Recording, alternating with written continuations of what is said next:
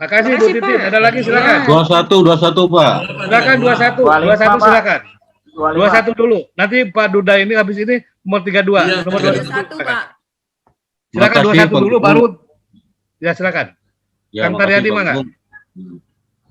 Tadi saya telah menyimak terkait dengan implementasi pengamalan butir-butir Pancasila yang mana diakui atau tidak diakui, kita sama-sama istilahnya merasakan dan menyaksikan dengan perubahannya tatanan pemerintah yang tadinya sentralisasi menjadi desentralisasi, tapi saya juga sangat salut dengan keberadaan seperti istilahnya Badung di Bali. Mari untuk kota-kota lain atau kabupaten lain juga kita harus mencermin ke daerah Badung gitu ya, terkait dengan kepeduliannya daerah-daerah yang istilahnya minus secara potensi. Terus saya mempunyai istilahnya harapan Pak ya, karena gini, saya berharap untuk pengamalan butir-butir Pancasila itu sudah sangat sinergis dengan kearifan budaya lokal Pak, kearifan budaya lokal. Karena kan kita sama-sama tahu tentang istilahnya bangsa yang besar, di mana bangsa itu adalah cek sunana malah panginten anu ngamumule bahasa jeung budayana yaitu bangsa yang besar gitu Pak. Sedangkan kita diakui atau tidak diakui, saya sebagai orang Sunda udah jati kasilih kujunti Pak. Jati kasilih kujunti, tapi untuk saya pribadi karena saya tetap menerapkan Ki Sunda. Artinya dari bahasa juga kan bahasa Sunda sebagai bahasa daerah saya itu bahasa Sunda. Bahasa Sunda adalah bahasa rasa, bahasa indung. Saya juga akan bertanya kepada rekan-rekan sejauh ini dan sampai saat ini komunikasi di antara rekan-rekan yang merasa dari orang Sunda, apakah udah berkomunikasi di rumahnya dengan bahasa daerah, bahasa indung, bahasa Sunda gitu. Sangat istilahnya melekat Pak butir-butir Pancasila dengan kearifan lokal, khusus saya sebagai orang Sunda, karena Ki Sunda juga filosofinya sangat jauh, ngadek kedasak keplasna, ningali kudu bari jeung awasna, ngadenge kudu bari jeung jentrena. Hatur nuhun Pak Gugum, sampurasun. Rampes. Baik, Kang Taryadi saya tanggapi tadi dari awal. Jadi untuk menerjemahkan nilai-nilai yang ada dalam Pancasila itu supaya menjadi tataran praktis, tidak tataran yang idea, yang filosofis, maka bisa bersumber, saya bilang dari awal, bisa dari agama, bisa dari budaya. Nah tentu budaya Sunda juga banyak budaya luhur, ya, yang bisa dijadikan untuk panduan kita bersikap perilaku. Artinya kita itu menerjemahkan Pancasila dalam konteks budaya. Ya. Maka sangat sepakat, tetapi hati-hati. Ya, tadi ada bagus juga disampaikan oleh Kang Taryadi. Udahkah di rumah kita berbahasa Sunda dengan baik yang benar gitu? Tapi hati-hati juga penerapannya. Jangan sampai di kita ini banyak juga audien yang bukan orang Sunda, kita norolange bahasa Sunda, artinya kita nggak menghormati juga orang lain, dan itu tidak dikehendaki orang Sunda. Orang Sunda tidak demikian, dia akan menghormati. Makanya orang Sunda itu orang yang sangat menghormati para tamunya, maka dia akan berperilaku demikian. Nah itu juga sepakat dengan Kang Dardani, silakan saja Pak Taryadi, silakan Kang Taryadi juga tadi, karena banyak budaya-budaya Sunda yang sebenarnya itu bisa dijadikan tadi untuk membantu menerjemahkan nilai-nilai yang dalam Pancasila dalam tataran praktis, tidak hanya sekedar di idea saja, di filosofi saja. Jadi bagus-bagus aja yang dipakai ya tadi kadek, kedang, banyak lah. Bahasa-bahasa Sunda itu saya kebetulan dulu pernah ngebimbing seorang dulu zaman namanya masih di Klatim, dia bisa mengumpulkan apa disebutnya itu istilah-istilah Sunda yang buhun yang dijadikan pedoman untuk bertingkah perilaku, dan itu dibukukan, dan sudah dibukukan, kemudian slogan-slogan bahasa Sunda tadi ditempelkan di tempat kerja. Banyak ajaran-ajaran Sunda tentang itu. Nah, tetapi jangan sampai kesundaan tadi, ke Belitungan atau ke Papuaan itu menjadi yang sifatnya kesukuan yang sangat kental sehingga menafikan kebersatuan kita. Jadi harus disadari betul kita ini bagian dari negeri ini.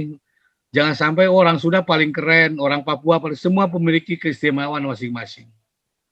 Tapi kita mencintai suku kita, yes. tetapi bukan berarti kita juga menafikan keberadaan suku-suku yang lain. Dia juga bagian dari keluarga kita. Itu mungkin Kang Taryadi ya. Sepakat untuk itunya. Baik, Pak Dardani silakan. Nomor 3 berapa sih? Ya, Pak Dardani silakan. Durnani silakan. Monggo. Silakan Pak Haji. Ya, Durnani dari Disnaker Kabupaten Indramayu, Pak. Monggo silakan. Ya, Assalamualaikum warahmatullahi wabarakatuh. Mungkin ini sharing aja, Pak. Mendengar dari paparan dari teman-teman tadi, banyak sekali ininya manfaatnya, dan salah satunya mungkin hampir sama saya dengan kasusnya dengan Pak Tian. Kebetulan saya di Disnaker di hubungan industrial, Pak.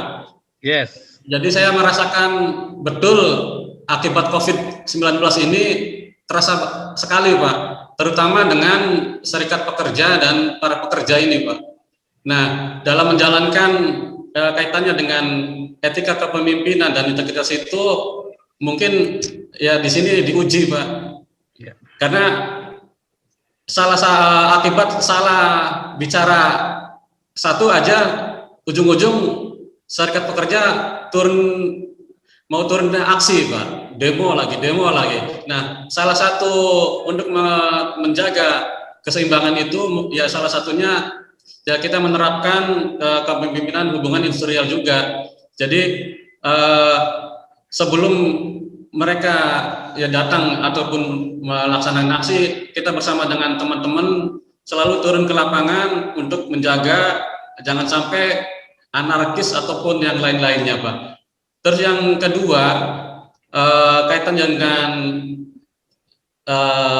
terjadi pada saat ini, saya benar-benar merasakan sekali, Pak, kaitannya dengan melayani para pekerja ataupun dari perusahaan-perusahaan akibat gondok-gondokan juga ini. Karena di masa pandemi COVID ini tidak satu sedikit perusahaan pun ada yang mem-PHK-kan, Pak. Nah, kami ini diuji antara pekerja inginnya tidak mau di PHK, sementara dari perusahaan juga mem-PHK-kan mereka. Jadi kami duduk di tengah-tengah ini, Pak.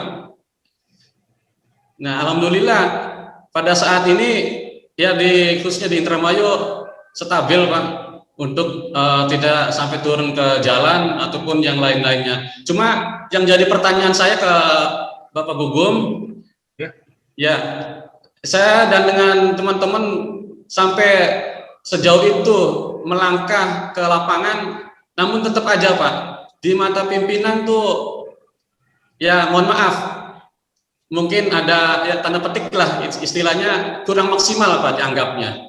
Nah, dengan itu bagaimana cara mengatasi kita supaya untuk meyakinkan pimpinan ini, Pak? Terima kasih. Assalamualaikum warahmatullahi wabarakatuh. Waalaikumsalam. Yang lain-lainnya keren lah, itu kan pengalaman Kang Durnani. Ya hubungan industrial pasti namanya juga hubungan industrial Pancasila ya. Kalau saya dulu ada mata pelatihan itu. Yang tadinya sharing aja. Ini yang terakhir aja pertanyaannya. Ini saya udah bekerja. Sebentar Bu Elis, saya tanya dulu yang ini. Ya, mohon maaf, Pak. Kita bekerja maksimal, rasanya kok nggak dianggap lagi. Udahlah Kang Durnani ya, santai aja lagi gitu ya. Nggak usah terlalu baperan lah kayak gitu ya. Santai aja. Satu aja yang harus Bapak bikin. Kita juga jangan cukup puas apa yang kita sampaikan. Tetapi yang paling penting bahwa kita bekerja sungguh-sungguh. Yang menilai bukan manusia, yang melihat Tuhan. Maka jangan terlalu baperan, senyumin aja lagi gitu. Ya tampil kita berusaha semaksimal mungkin supaya nggak sakit. Karena kalau kita ini baperan kayak gitu, kita lebih banyak sakit. Kata orang Sunda, mohon maaf, aing cekis digawe capek-capek itu dihargaan. Maka kalau selamanya gitu juga tidak pernah menyelesaikan masalah. Dan kita akan selalu ada dalam kekecewaan selamanya. Tapi mungkin dengan kalau menurut kita senyumin aja lagi, kan umpamanya kan kayak gitu ya. Jangan terlalu baperan menghadapi kayak gitu. Saya sering mengalami kayak gitu. Nah, dan mungkin ini juga akan seiring usia akan juga bertambah kematangan kita dalam menghadapi ini. Jadi dulu saya mungkin di zaman-zaman muda saya masih apa namanya ya kayak Kang Durnani juga. Ya itu udah gawe bener-bener masih ya tuh nuhun-nuhun kayak gitu lah kan gitulah istilahnya. Tapi sesudah saya mulai sekarang ini ya nanti tinggal mungkin begitu Kang Durnani di posisi pemimpin, belajarlah mengapresiasi stafnya yang bekerja. Itu Siap. aja mungkin saran Insyaallah, saya. Pak. Nyantai aja lagi masalah duniawi kayak gini. Pak, Ya, gitu ya. siap, Pak. Oke, ada lagi Makasih, mungkin Pak.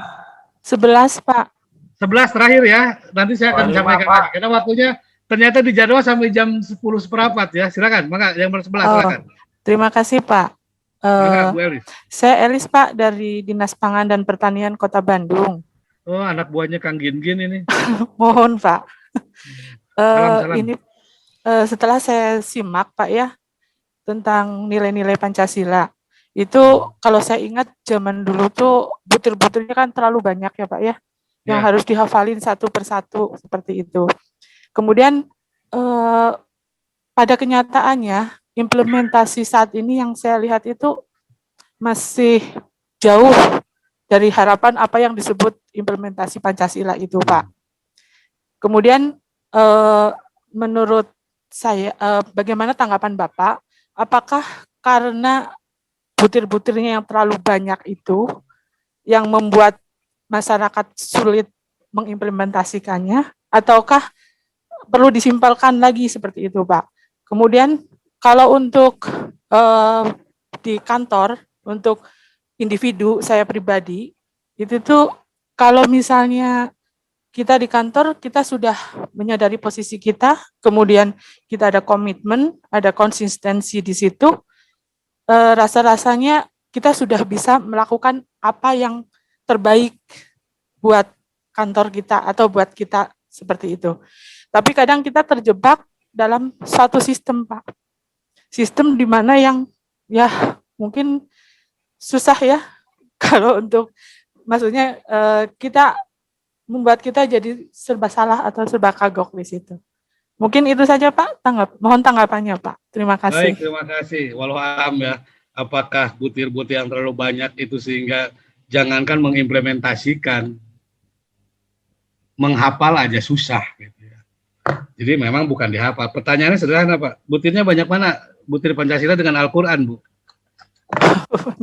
Ini nggak apa-apa sebagai perbandingan. Ya, betul. Artinya tentu kita tidak bisa berdalih dalam konteks wah kita terlalu banyak atau apa.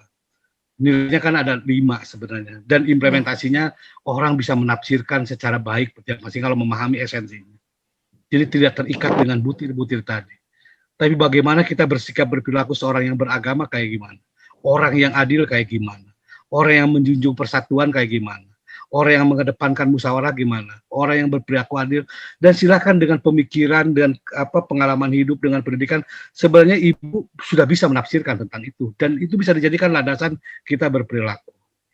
Yang kedua tadi tentang sistem, ini menjadi debatable sebenarnya. Satu aja saya bilang kata kuncinya ke Pak Ibu, jangan sistem menjadi permisif buat kita untuk tidak melakukan yang baik. Oke. Selama ini kita selalu berdalih, Pak sistemnya kayak gini. Sebenarnya di sela-sela itu banyak hal yang bisa kita lakukan, ya banyak hal yang bisa lakukan untuk kebaikan organisasi. Tadi udah bilang untuk organisasi kita bisa baik, kenapa tidak? Memang tadi asal jangan tadi sistem di Indonesia udah kumaha atunya kayak gini-gini, tetapi sambil ngomong permisif gitu kita menikmati. Ini yang jangan sampai terjadi. Ada bagian tertentu yang membuat kita lebih sejahtera dibanding rakyat sistem ini. Maka dianggap jadi permisif. Ini yang harus kita jadikan, jangan sampai sistem itu menjadi sebuah permisif gitu ya. Mudah-mudahan ini bisa memberikan gambaran tadi buat Ibu. Jadi bolehlah ngomong ini butirnya ada berapa? 45 butir, 36 butir kan gitu. Dirubah gitu berapa butir. Pak jangankan nggak bakal ngimplementasi, ngapalkan butir nawai pohon di jalan, Pak. Maka saya bilang tadi, yuk kita belajar bijak menghadapi hidup.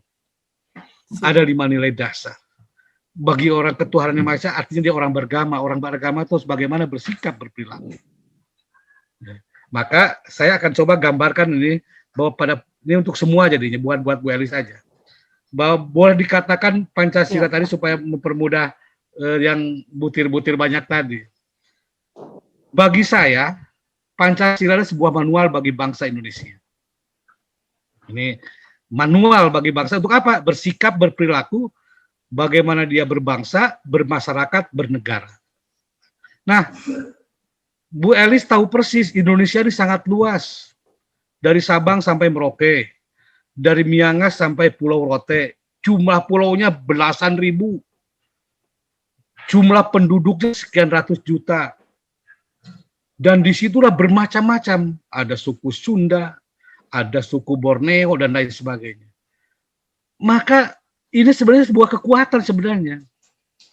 Agar mereka ini mau bersatu, harus ada unsur perekat. Dari yang beragam tadi. Supaya menjadi kekuatan.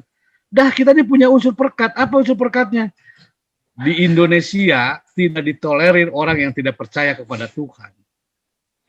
Walaupun dia suku manapun, asumsinya kita semua manusia itu percaya terhadap adanya Tuhan. Maka ini menjadi unsur perekat dari bangsa tadi. Kalau dia semua masyarakat di Indonesia ini sudah percaya akan ada Tuhan, insya Allah dia akan tadi berbeda-beda masyarakat kita, ya. Kalau dia sudah percaya akan adanya Tuhan, maka dia akan menghargai sesama yang lainnya. Karena pada dasarnya menurut ajaran Allah ya tadi, pada prinsipnya semua kita juga sama, yaitu manusia, saling menghormati. Karena kita beragama. Maka kalau kita sudah tadi percaya sama agama, kita akan saling menghormati, ya. Ya, karena ini sudah sebuah sunatullah, bahwa perbedaan itu adalah sebuah kehendak Allah, walaupun berbeda, tetap dia adalah manusia. Kalau sudah menghargai, maka tadi akan menghormati, maka kalau dia menghargai, pasti dia akan tadi berlaku adil bagi sesama, akan menghormati, akan orang-orangnya akan beradab, kemanusiaan akan dijunjung di situ, karena sama-sama menghargai tadi. Kalau tadi sudah punya percaya Tuhan, saling menghormati, menghargai, menjadi manusia yang kemanusiaan yang adil dan beradab, maka kalau kemanusiaan manusia yang beradab tadi, maka dia akan kalau sudah beradab menghormati, maka mudah-mudahan tumbuhlah persatuan Indonesia. Paham ya? Jadi percaya dulu Tuhan deh. Kalau sudah percaya Tuhan, maka kita akan menghargai perbedaan tadi. Karena sesungguhnya perbedaan itu hanya kehendak Tuhan. Dan walaupun berbeda, kita ini sama manusia. Maka akan muncullah kemanusiaan yang adil dan beradab. Kalau sudah termuncul kemanusiaan yang adil dan beradab, diharapkan maka persatuan akan terbangun. Kalau sudah persatuan terbangun, maka orang-orangnya akan bijak.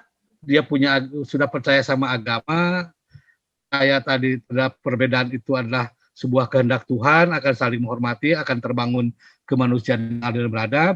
Kalau sudah terbangun kemanusiaan yang adil dan beradab, diharapkan akan terbangun juga persatuan dalam konteks persatuan Indonesia. Kalau 3 poin tadi ya, percaya sama agama, saling menghormati, bersatu, maka orang-orang ini akan berperilaku bijak. Maka sila keempat akan dapatkan. Dan saya pastikan orang-orang bijak, maka dia akan berperilaku adil terhadap sesamanya. Ini yang saya bilang manusia Pancasila sebagai manual bangsa itu kayak demikian. Negeri ini beragam dan tahu persis negeri ini dibangun bukan atas dasar persamaan agama, persamaan budaya, tapi persamaan cita-cita, yaitu ingin membangun sebuah negara yang merdeka, bersatu, berdaulat, dan dibangun. Yang beragam tadi perlu diikat, nah pengikatnya adalah kepercayaan terhadap adanya Allah Subhanahu Tuhan yang Maha Kuasa. Kalau sudah percaya pada Tuhan, maka dia akan menghargai perbedaan-perbedaan tadi. Kalau sudah menghargai, akan terbangunlah tadi kemanusiaan yang adil beradab. Kalau sudah terbangun, maka akan muncullah persatuan. Kalau orang-orang yang sudah bersatu, sudah beradab, sudah percaya Tuhan, maka dia akan bijak memperlakukan sesamanya. Dan orang bijak pasti berperilaku adil. Insya Allah sila kelima akan dibangun itu. Saya kira itu mungkin secara umum. Karena ada yang harus disampaikan lagi, saya akan mencoba gambaran tentang bagaimana contoh terbaik lah kalau menurut saya orang yang punya kepemimpinan Pancasila. Saya gambarkan di sini adalah Muhammad Hatta. Muhammad Hatta ini boleh dikatakan dia adalah Bapak Ketuhanan yang Maha Esa. Dulu mungkin kita masih ingat di sejarah ada Piagam Jakarta, ya, Ketuhanan yang Maha Esa, dan terusan menjalankan syariat agama dari yang beragama Islam tadi, ya, di situ. Dan ini diprotes lah habis-habisan. Dan salah satunya yang protes adalah Maramis, dan dari kita yang bertahan Ki Bagus Adikusumo. Ya, kita ini keren aja nih, hebatnya para pendahulu kita, ya, para kiai, para ulama juga yang kalau diambil waktu itu voting, maka Piagam Jakarta akan menjadi pembukaan itu. Tetapi kita tidak tapi musyawarah. Kata Maramis, wah saya kalau kayak gitu Indonesia Timur nggak bisa gabung. Gitu. Maka dengan mudahnya atau dengan sebuah tadi keikhlasan dari yang beragama Islam, maka udah dihilangkan lah. Tetapi tetap posisinya ketuhanan yang Maha Esa itu yang pertama. Dalam pandangan Hatta, sila satu adalah sila yang memimpin sila-sila yang lainnya. Seperti yang disebutkan Ibu yang pertama tadi. Hatta adalah orang yang paling bertanggung jawab dan konsisten dengan komitmennya atas rumusan ketuhanan yang Maha Esa sekaligus tafsirnya. Ini saya ingin menggambarkan bagaimana Bung Hatta ini menjadi contoh terbaik dalam banyak juga contoh yang lain, tapi saya ingin gambarkan ada tafsir dan lain sebagainya. Ya. Maka dalam konteks pandangan tadi, Hatta adalah orang yang tadi bertanggung jawab dalam komitmen dengan komitmen Islam. Pengakuan itu mewajibkan manusia, ya kalau sudah pengaku teman-teman saya, di dalam hidupnya berbuat yang baik dengan kelanjutan memperbaiki kesalahan. Ya kalau sudah salah, terus dia ngaku ini, kalau dia harus diperbaiki. Pengakuan itu juga mewajibkan manusia di dalam hidupnya bersifat jujur dengan kelanjutannya membasmi kecurangan. Jadi tidak hanya jujur aja. Orang jujur tuh gini, kejahatan itu bisa berlangsung karena orang baik tidak bertindak. Gitu ya. Maka di sini Bung Hatta menggambarkan sangat baik. Pengakuan itu mewajibkan manusia di dalam hidupnya bersifat jujur dengan kelanjutannya membasmi kecurangan. Nah, yang keempat, tidak hanya baik saja, tapi kesalahan juga harus diperbaiki. Jujur aja, tapi membiarkan korupsi berjalan, artinya ya, yang penting mas saya tidak melakukan korupsi, bukan demikian. Saya pokoknya sekian, tapi dia juga berusaha membasmi kecurangan tadi. Yang keenam, pengakuan itu mewajibkan manusia di dalam hidupnya berlaku suci dengan kelanjutannya menentang segala yang kotor, perbuatan maupun keadaan. Sehingga orang tidak ngomong lagi sok suci lu kan gitu loh. Tapi orang yang suci itu, dia juga bagaimana yang kotor-kotor dia bersihkan. Dicontohkan dengan perbuatan baik. Yang mungkin nanti saya kasih beberapa contoh bagaimana apa yang telah dilakukan oleh Bung Hatta ini. Pengakuan itu juga mewajibkan manusia di dalam hidupnya menikmati keindahan dengan selanjutnya melenyapkan segala yang buruk. Keren banget apa yang disampaikan Hatta ini. Kemudian pengakuan itu mewajibkan manusia lebih memperkuat karakter, melahirkan manusia yang punya rasa tanggung jawab. Dan kalau lihat dari model-model tadi, saya pastikanlah bukan. Hatta merupakan manifestasi pas eksilensi dari kepemimpinan Pancasila. Jadi jangan pernah bilang susah Pak melaksanakannya lah, itu mah Tuhan. Ada manusia yang melakukannya, siapa? Muhammad Hatta. Banyak contoh di kita yang baik. Ada Nasir. Dan di kehidupan sekarang juga banyak tokoh-tokoh yang bisa dijadikan model kita dalam bekerja. Banyaklah kita lihat. Artinya ini bukan pekerjaan, wah ini mah malaikat. Enggak, ini manusia bisa melakukan ini. Dan contoh baiknya banyak gitu, di Indonesia. Dan saya gambarkan salah satunya adalah Bung Hatta. Contohnya dari Bung Hatta, tidak gila jabatan, mundur dia dari jabatan yang sangat tinggi, yaitu wakil presiden. Bersih dan tidak pernah terdengar bahwa dia korup.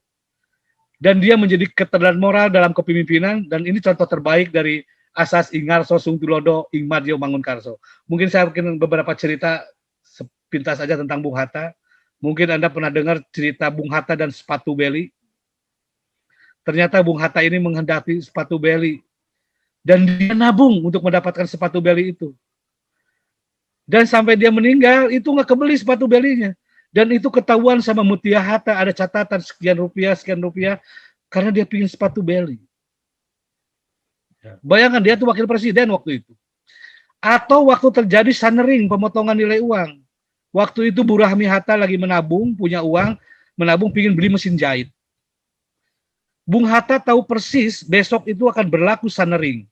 Sehingga nilai uang, masih ingat mungkin sunering, pengguntingan nilai uang 1.000 jadi Rp1 kan gitu loh. Enggak, Bu Hatta tidak bilang ke istrinya, Bu, belikan sekarang, besok nilainya uangnya nggak ada, nggak. Dia diam aja.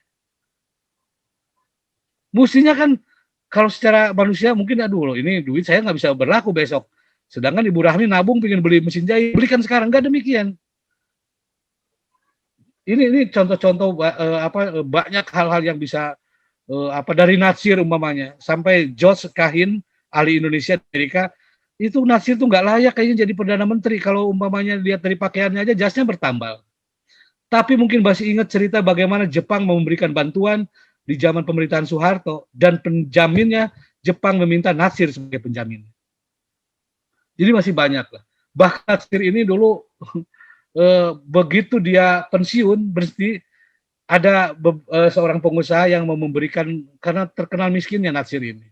Dia mau diberi mobil oleh seorang pengusaha dan ditolak. Dia bilang ini bukan hak saya. Anak-anaknya udah senang. Bahkan anak-anaknya itu pernah bilang gini, nih di rumahnya harus ada kenceleng nih. Ini luar biasa. Jadi artinya banyak model-model di kita yang bisa dijeli. Bahwa kerjaan itu, saya sering begini, demi Allah Tuhan tuh gak pernah tidur, tahu apa yang kita kerjakan. Gak usah takut kehilangan rezeki, karena semua rezeki itu sumbernya dari Tuhan, bukan dari pekerjaan kita di depan mata. Kita ini banyak orang yang memiliki gaji, tapi dia juga sejahtera gitu. Maka percayalah, sehingga do the best, kerjakan yang terbaik, karena Tuhan tuh nggak pernah tidur. Saya berharap mudah-mudahan ini bisa menginspirasi Anda nantinya dalam menyusun proyek aksi perubahan ya, dan untuk pelajaran selanjutnya mudah-mudahan bisa mewarnai. Jadi do the best, do something for better Indonesia, atau do something better for Indonesia. Sehingga Anda betul-betul nanti bisa merasakan selama proses diklat ini nggak capek. Mudah-mudahan ini bagian dari ladang ibadah buat kita semua, karena belajar itu bagian dari ibadah gitu ya. Jadi saya doakan panjang, lelah, yes, pasti, apalagi modelnya dengan menggunakan Zoom gitu ya. Tetapi ini tantangan buat kita semua. Saya kira itu mungkin dari saya, Kang Ade, dan mudah-mudahan bisa menambahkan wawasan, gagasan bagaimana kita bersikap sebagai seorang pemimpin pengawas. Wabillahi taufiq wal hidayah. Wassalamualaikum warahmatullahi wabarakatuh. Semangat jiwa Pancasila.